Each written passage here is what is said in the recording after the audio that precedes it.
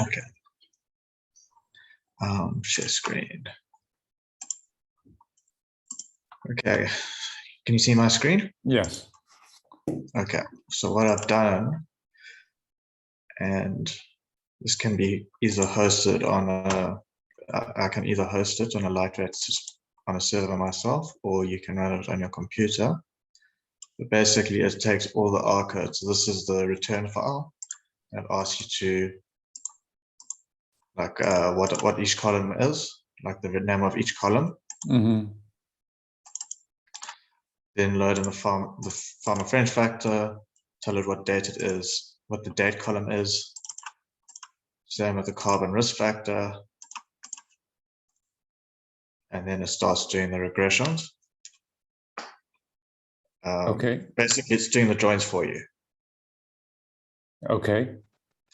Okay, for it's now running the regressions. I'll just put a little progress bar there because it does take a bit of time. Okay. And then there's just one thing that's just being a bit painful. I'll show it to you now.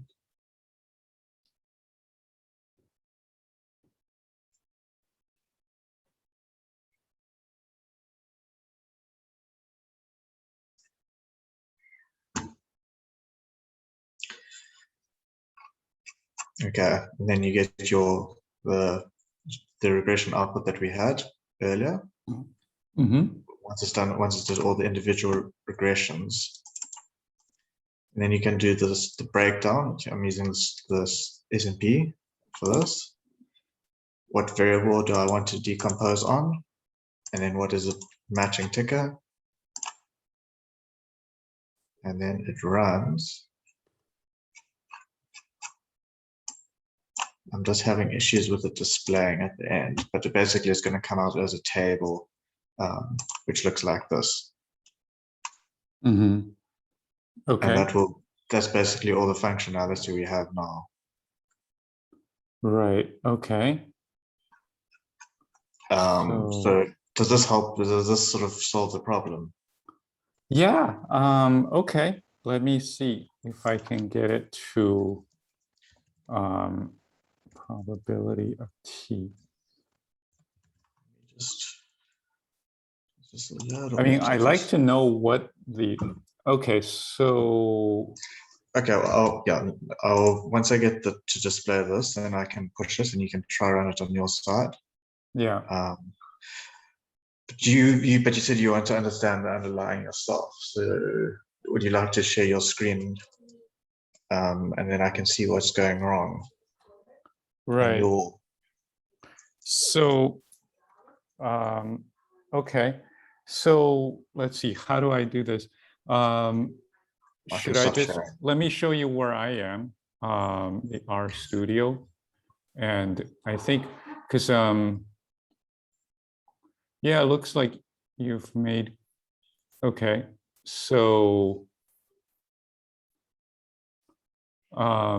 okay, so I guess I'm up here. Yeah. So I was able to fix some of the column name issues. Okay. Okay, so all data. Okay. Okay, and then get loading.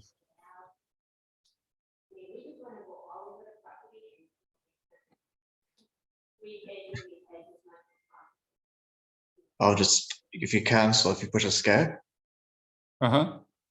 Just push escape. Okay. And if you just go onto the get loadings line and just click on it. And push run. No, without selecting, just on the line. Okay. Push run to load in the whole function. Okay. Just some tricks. Okay. Okay. So this is the join part. And so then I went through and I fixed, like I fixed this. I saw that it was supposed to be ticker, not new symbol. So I think I got all these actually working. And then I got down in here. And I think this is where it got kind of confused. So let's go through it. It's almost done, I think. We're using the MSCI. yeah, so it's like 1,000 some stocks.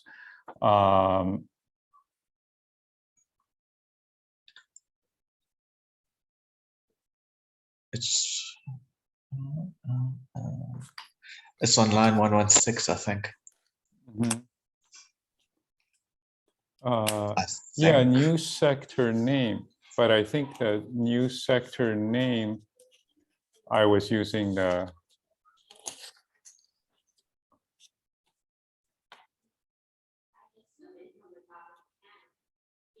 You didn't run line 112, right? Because that's for the S&P only. right, I don't think so, no. Okay, that's also So the Vasco bracket. I guess you're doing these joins, but we could make a CSV file that has all the columns already, right?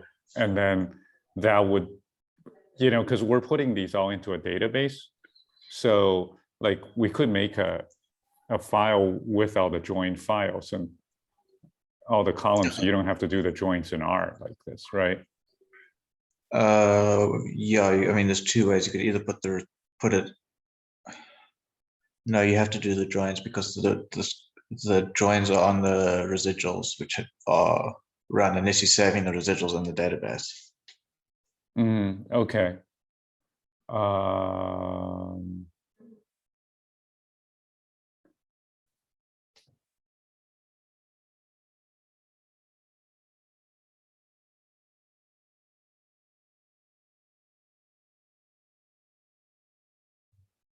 Okay, let's run. Okay.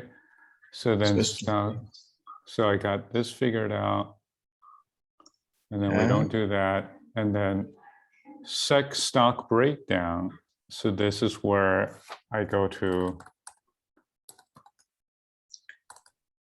constituent details. So I think it should just be called sector, right? So instead of call new sector name, we should just call it sector here. Yeah, and I think that'll fix it. And then we run this. And then just double click on unique sectors and run it just so I can see it. Just on highlighting unique sectors. Unique sectors. Yeah. And then run. I want to see what comes the output. Yeah. Just the unique sectors. If you double click on it and run it, it'll show you. It'll give you an output. Okay. So then if I you have done it. Yeah, I'm sorry. Yeah. Oh, yes, I can see you ran it. Well, it okay, did. It shows it unique sectors here, right? So this is good. I don't know how it's working. It shouldn't have the inverted commas, but anyway, it works. And then in filter on line 123. Yeah. Change new sector name to B sector.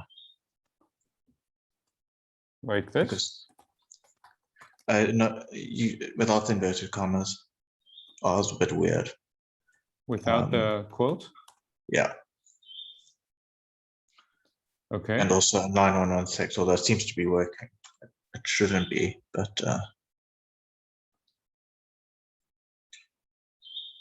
okay. I don't know what's running now. So this is for MSCI.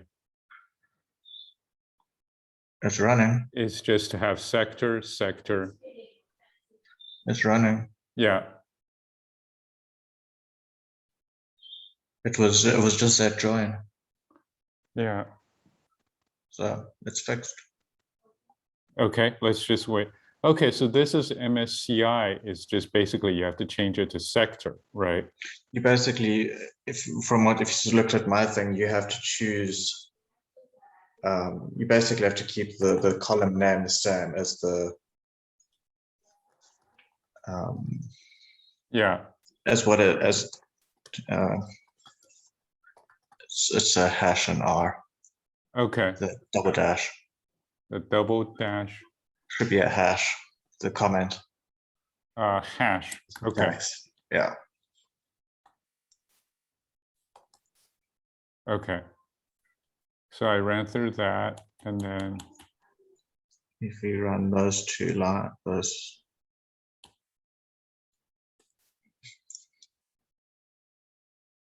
so that ran that. okay, and now if you just double click on BMG loading final, you should see it. There we go. Okay. So, okay. Okay, so this is working. So I guess this is what got it. So I can try again with the S&P 500, right? The S&P 500, you'd use, instead of sector, you'd use whatever is in the Yeah, so I'll test that out. Okay, so I'll just experiment with this. So this is fine. Okay, yeah. good. So I think